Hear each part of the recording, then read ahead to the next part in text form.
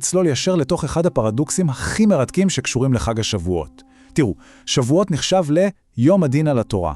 זה בעצם הזמן שבו מוכרע איך תיראה שנת הלמידה והצמיחה הרוחנית שלנו. אבל, וזה אבל גדול, בניגוד למה שאולי טבעי לחשוב, המדד פה הוא ממש לא כמה דפים הספקנו ללמוד, או איזה ציון קיבלנו במבחן סטנדרטי. המהלך שאנחנו הולכים לנתח היום, מראה שהחג הזה דורש מאיתנו משהו עמוק הרבה יותר. השאלה האמיתית היא לא הכמות, אלא האם אנחנו באמת המקסימום של עצמנו? כדי להבין את המהפך התפיסתי הזה, בואו נדמיין יחד את מבחן הכניסה האולטימטיבי לישיבות. תארו לכם מצב שבו ראש הישיבה לא שואל בכלל על ידע כללי, והוא לא מחפש ציון אחיד מכולם. במקום זה, הוא בוחן אך ורק את הפוטנציאל הייחודי של מי שעומד מולו.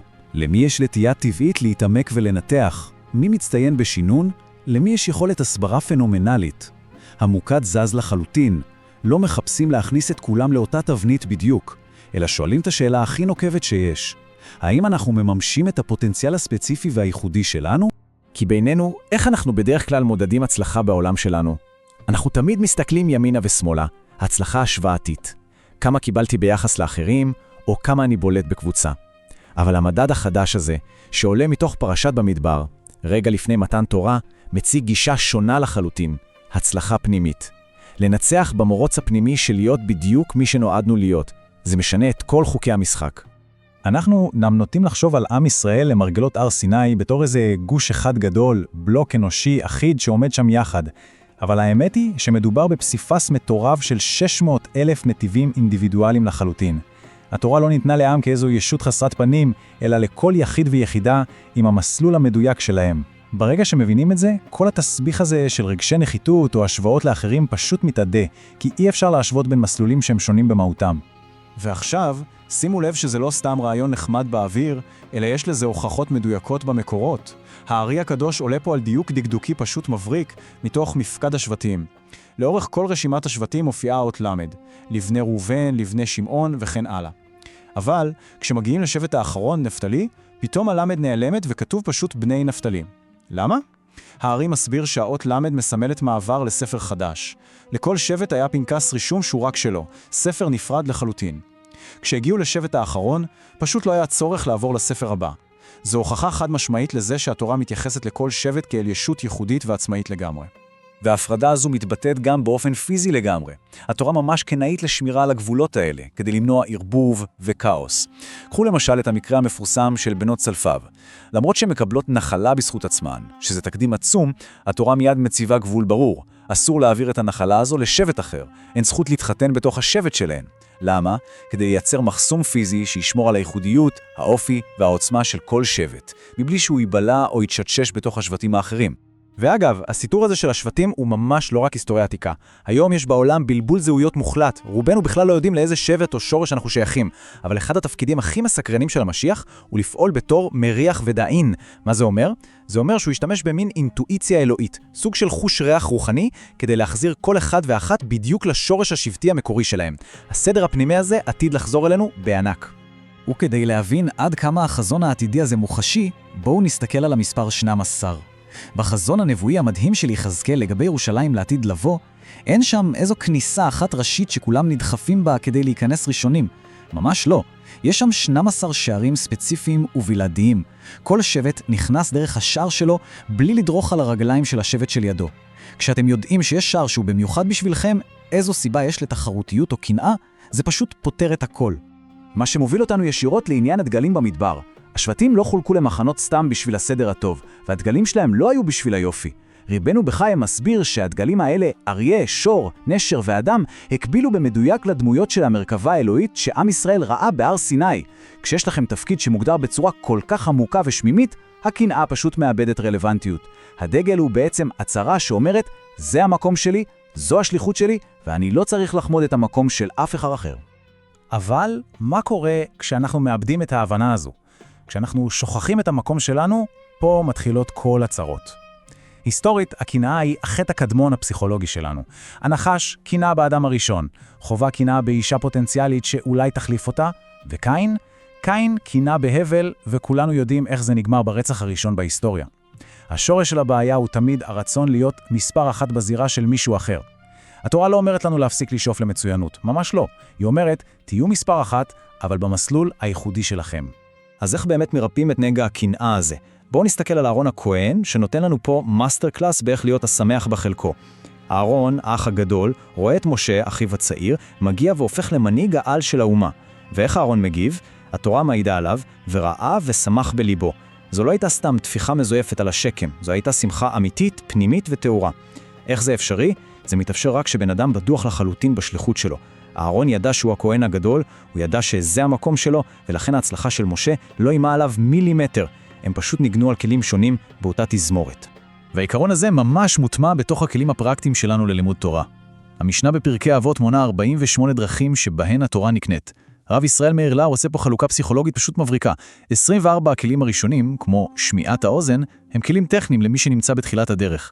אבל 24 הכלים האחרונים, שם תמצאו דברים כמו המכיר את מקומו והשמח בחלקו. אלו כלים פסיכולוגיים שנועדו בדיוק למי שכבר נמצא עמוק בפנים כדי להגן עליו. כי כשאתם מוקפים בענקי רוח, קל מאוד להרגיש קטנים ולאבד מוטיבציה. הפתרון? להכיר את המקום הספציפי שלכם שאף אחד אחר לא יכול לקחת. שלמה המלך במגילת קהלת מביא את התובנה הזו לזיקוק מוחלט. הוא בודק את המרדף האנושי האינסופי אחרי הכל, חוכמה, כסף, תענוגות, והוא מגיע למסקנה שזה הכל הבל הבלים. אי אפשר להשיג הכל, אבל מתוך הייאוש הזה הוא מוצא מילת מפתח אחת שהיא סוד האושר. חלק. האושר האמיתי נמצא אך ורק ביכולת שלנו לחבק את החלק הספציפי שהבורא נתן לנו, בין אם זה בקריירה, בכישרונות או במשפחה. בואו ניקח מקרה בוחן היסטורי קלאסי שמפיל את האסימון על העניין הזה של תפקיד ושליחות. תמיד שואלים, איך יכול להיות ששאול המלך איבד את המלוכה על חטא אחד בודד במלחמת עמלק, בעוד שדוד המלך עבר על חטאים פרטיים קשים ועדיין המלוכה נשארה אצלו לנצח? על פניו משהו פה נראה קצת לא הוגן, נכון? הרבי מליובביץ' פותר את הפרדוקס הזה בצורה חדה כתר, דרך פריזמת השליחות. המדד הוא לא מתמטי של כמה חטאים עשית, אלא האם פגעת במשימת הליבה שלך. התפקיד הכי מרכזי של המלך הראשון היה להחריט את עמלק, את האויב. כששאול ריחם על עמלק, הוא בעצם כשל במשימת הליבה, שלשמה הוא בכלל הפך למלך. דוד המלך אכן חטא כאדם פרטי, ושילם על כך מחיר כבד, אבל כמלך, כמנהיג ציבור, הוא ניהל את הממלכה ללא דופי. המבחן האולטימטיבי הוא הנאמנות למשימה המרכזית שלנו. ותשמעו עד כמה הדבר הזה רלוונטי לחיים המודרניים שלנו. בזמן שביתת מורים גדולה שהייתה בישראל, הרבי יוציא מכתב נוקב שבו הוא אומר שחינוך זה ממש לא עוד משרה שמודדים לפי תנאים סוציאליים ופנסיה, חינוך זו משימת חיים של עיצוב נשנות. מורה לא יכול לעמוד מול הכיתה ולהגיד שהתורה והחינוך הם מעל הכל, ואז לנעול את בית הספר בגלל סכסוך כספי. משימת חיים שנוגעת לליבת הייעוד שלכם, פשוט אי אפשר להשעות אותה בגלל תנאים חיצוניים. הנה סיפור מדהים שמראה את הקונפליקט הזה בלייב.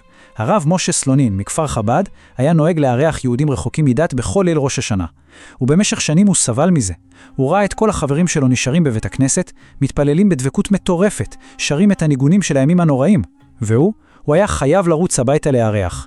הקרע הפנימי הזה בין הרצון לחוויה רוחנית אישית לבין החובה הציבורית שהוא לקח על עצמו, ממש אכל אותו מבפנים. עד ששנה אחת הוא אמר די. הוא דאג למערכים מחליפים ונשאר להתפלל בעצמו. הוא פותח את הסידור, נכנס לדבקות, ואז הוא קולט מבעד לחלון זוג מסורתי שמציץ פנימה. מחפש לחוות קצת את האווירה של החג. באותו שביר שנייה נפלו האסימון. הוא הבין שזה הייעוד שלו. הוא פשוט סגר את הסידור. הוא קלט שלחלק מהאנשים השליחות היא להתפלל בכוונה, אבל השליחות שלו היא ללמד אחרים. הרגע הזה שבו הוא סגר את הסידור, זה היה רגע השיא הרוחני האמיתי שלו. ומה קורה כשאנחנו מנסים לזייף ולשחק בתפקיד של מישהו אחר? משל הגביר והעגלון ממחיש את האסון הזה בול. תארו לכם גביר עשיר שרואה העגלה תקועה בבוץ לפני שבת. מתוך כוונה טובה הוא קופץ פנימה, מתלכלך כולו, אבל בגלל שהוא לא עגלון, העגלה נשארת תקועה. באותו זמן העגלון נמצא בבית הכנסת, רואה עניים שאין להם אוכל לשבת, אבל מה לעשות? הוא עני בעצמו ולא יכול לעזור. התוצאה, העגלה נשארה בבוץ והעניים נשארו רעבים. כשאנחנו בורחים מהתפקיד שלנו, כולם מפסידים. החפץ חיים משלים את התמונה הזו עם משל הצורף והסנדלר. צורף אחד רצה למכור לסנדלר את כלי העבודה העדינים והיקרים שלו בחצי מחיר. הסנדלר אמר לו, תשמע, גם בחינם אני לא לוקח את זה. למה? כי הוא עובד עם פטישים וברזלים. כלי עדין לליטוש יהלומים רק יתפוס לו מקום מיותר על שולחן העבודה.